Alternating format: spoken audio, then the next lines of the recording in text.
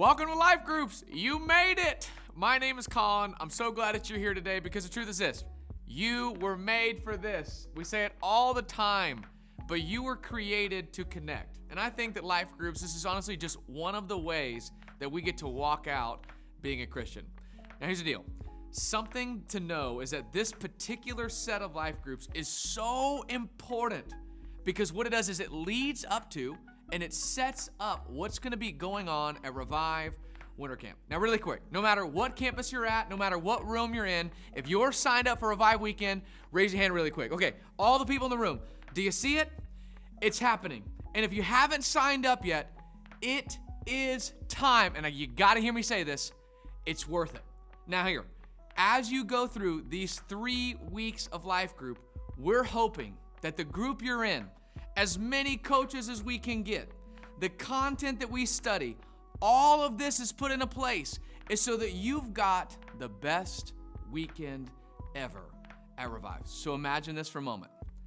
1,200 students pouring into schools all across our area at the end of February, looking, talking, acting, loving like the God that we just worshiped at Revive Winter Camp. You could say it this way. Schools would have 1,200 examples of God in their classroom, their hallway, their locker room. That's how we change the world. But I want to get smaller for a minute. You're an example.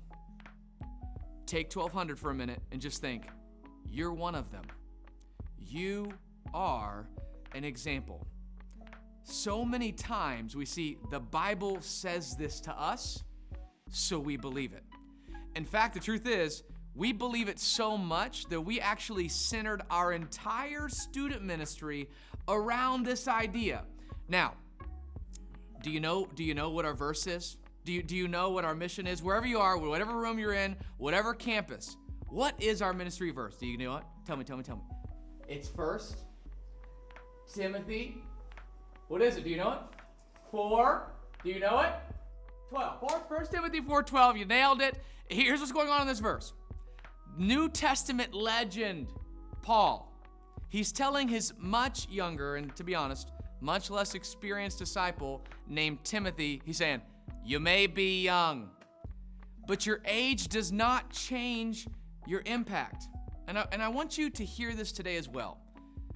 Y'all, it does not matter how old you are or how many days that you have been a Christian. Paul explains your example makes the impact, not your age, not how many days you've known the Lord. It's can you set an example? Can you be different? Let's be honest. This is why life groups are so important. You and me, we need people around us to not only learn and teach us, but I'm talking like live out the example that you and me are called to. Now listen, I'm not gonna lie to you here. Timothy, he is young. And I'm not gonna tell you he's experienced. He's not. And so here's the deal. I think you and me, we can understand that some of the lies that he might start to think to himself, and maybe you've even felt some of these lies before. How can I lead these people, Paul? What do you mean, Colin, that I can go into my school? I don't have what it takes. I don't know what to do here. I don't know enough. I don't have enough verses memorized. I don't have enough influence. I'm not popular or smart enough. I'm not powerful enough. And I understand. I'll even say I've been there. But lies are still lies. Thankfully, what Paul does is he shows us how to conquer that lie. You want to overcome age? You want to overcome opinions about you and your generation? Set an example by being different. Think about it. 10 weeks, we just had a series on living out your life differently. Go back further with me now. Camp theme, holy, to be set apart. You want to change your school? Be like Jesus. Act like him. And I kind of think of it like this mirror. And I know a lot of you don't drive, and some of you do drive, and that is terrifying. But the way that this mirror works is it just shows you exactly what it's looking at. So if I were to look at this mirror, honestly, the only thing you're going to see is my humongous noggin, because that's the only thing that fits on this mirror. But what happens in front of this mirror is exactly what you see in this mirror. And so for us today, what I'm thinking, what Jesus does, we mirror. What's in front of us, we show to other people. How he lives, we mirror. We are an example of Jesus to the people around us. We're their mirror. They get to see the Lord through your life. You are an example to them. Thankfully, what Paul does is he gives us some things to mirror, some examples, some stuff that me and you can practice to set an example with. And so each week for 3 weeks in a row, we're going to be covering some different examples from this same verse. 1 Timothy chapter 4, verse 12. Don't let anyone look down on you because you're young, but set an example for the believers in speech, conduct, love, faith, and purity. Each week, we're challenging you in your groups to memorize this verse. When you're walking in the hallways of your school, what's God's calling on my life? To set an example.